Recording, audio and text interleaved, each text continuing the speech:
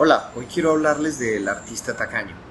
El artista tacaño es un cuento zen que vamos a ver si me cogen la idea de lo que quiero transmitirles con él.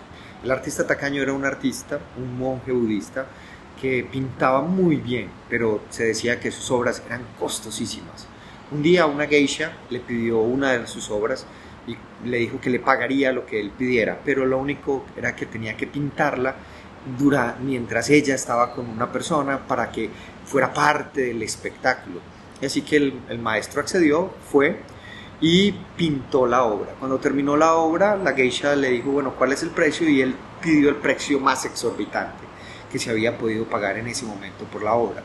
Ella lo pagó y ella se enojó porque vio que este artista realmente estaba pidiendo algo muy exuberante. Entonces dijo, finalmente este tipo de obras son de una persona que tiene el corazón muy podrido porque solamente ve el dinero y solamente le interesa el dinero. Entonces realmente estas pinturas, por más bonita que sea, debería estar en mis enaguas. Entonces se quitó las enaguas y le dijo, píntala, pinta las enaguas y te pagaré lo que me pidas. El artista pintó las enaguas, las pintó aún mejor que lo que había hecho antes y por ende también cobró más de lo que había hecho antes.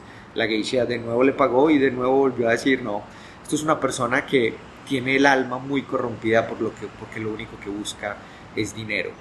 Después, mucho tiempo después, se supo que lo que pasaba era que el pueblo tenía, de vez en cuando, tenía unas ciertas sequías y los ricos no ayudaban a los pobres. Y lo que hacía este artista con el dinero era tener en un almacén escondido, tenía un montón de reservas que iba comprando durante el año para que la gente pobre pudiera comer sin preocupaciones. Adicional, el pueblo tenía la carretera mala, entonces no mucha gente podía llegar hasta donde estaría ubicado el templo.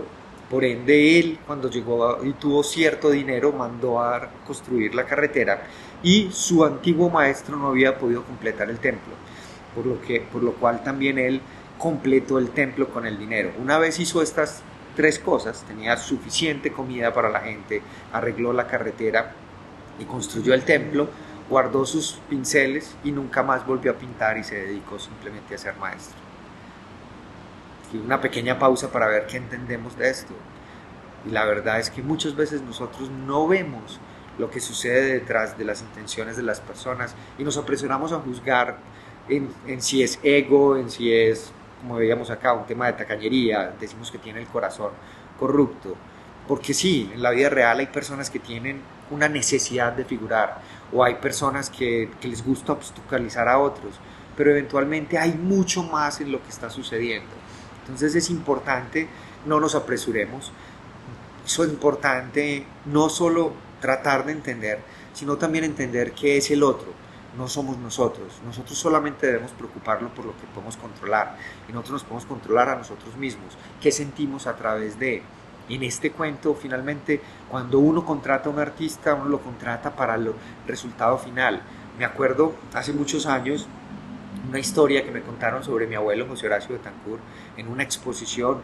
Un crítico de arte uruguayo llegó a decir por qué el maestro había pintado y había hecho, en el caso de mi abuelo era una escultura, porque el maestro había hecho esa escultura de esa forma y a tratar de explicarla, y mi abuelo entró en cólera y le dijo, finalmente el arte es para observar, no para tratar de identificar qué era lo que pasaba en el artista en ese momento, porque no hay forma de entender exactamente esos momentos de creación por qué se dan. Entonces es muy importante para nosotros estar ahí, entender que tenemos, entender dónde estamos, y no es una invitación a que no nos importe el otro. O sea, tampoco es eso. O sea, no quiere decir que porque nosotros no controlamos si es el otro, entonces no nos importa y lo dejamos a un lado y nos excluimos de una sociedad. No, somos miembros y somos partes de una sociedad, pero no podemos pretender que los otros sean un espejo de nosotros mismos. No podemos pretender que nuestras expectativas del otro sean lo que realmente suceda. No podemos pretender que nuestro imaginario del otro es lo que realmente necesitamos. Si tenemos dudas, podemos preguntar, si nos podemos comunicar. A diferencia de los animales, somos seres que podemos comunicarnos, preguntarnos, cuestionarnos. Es importante. Lo importante es una carrera por mejorarnos a nosotros mismos y en el proceso de mejorarnos a nosotros mismos ser un mejor actor en una sociedad, ser un mejor actor social.